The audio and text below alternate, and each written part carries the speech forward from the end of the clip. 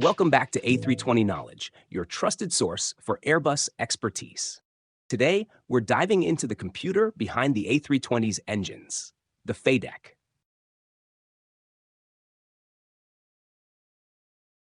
Let's start by understanding what FADEC stands for.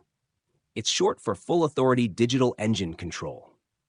In essence, think of the FADEC as the brain of the Airbus A320's engines. It's a powerful computer system that does much more than traditional engine controls.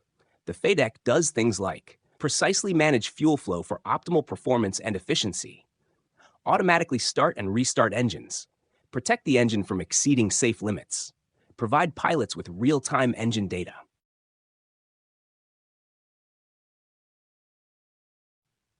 The A320 FADEC doesn't just control the engine, it also protects it.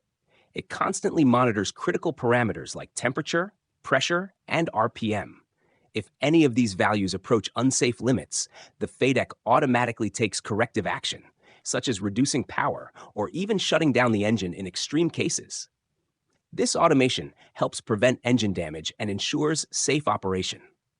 The FADEC offers several benefits, such as improved fuel efficiency. The FADEC optimizes engine performance for each flight phase, leading to significant fuel savings.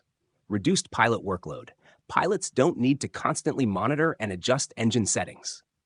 The FADEC automates many tasks, allowing them to focus on flying the aircraft. Enhanced engine data. The FADEC provides a wealth of real-time data about engine health, enabling pilots and maintenance personnel to identify and address potential issues early on.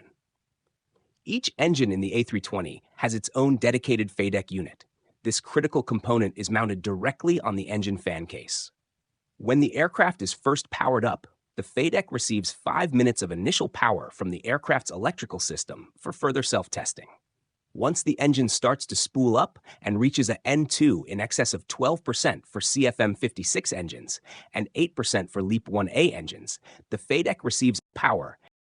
As soon as N2 reaches 58%, a dedicated magnetic alternator built into the engine kicks in and takes over the power supply for the FADEC.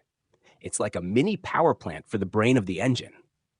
Next, the FADEC gets powered up again when the pilot selects ignition start on the engine mode selector.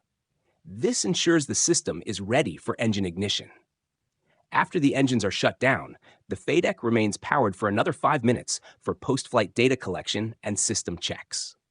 The FADEC can also draw power from the aircraft's electrical buses.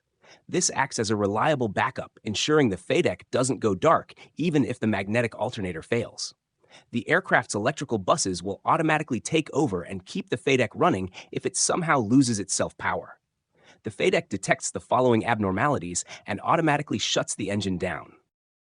1. A hot start. 2. A hung start. 3. A failed light up. 4. Low start air pressure. 5. Starter time exceeded. 6. Thrust levers not at idle. The FADEC controls the following. 1. Fuel flow via the HMU. 2. N1 and N2 limitation protection.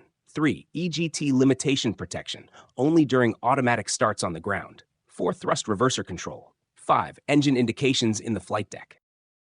The FADEC computes the required fuel flow to maintain the target N1, which allows N2 to vary between a defined maximum and minimum.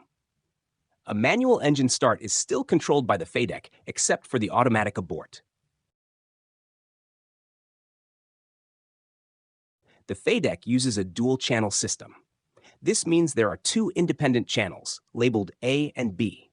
If one channel fails, the other automatically takes over all control and protection functions.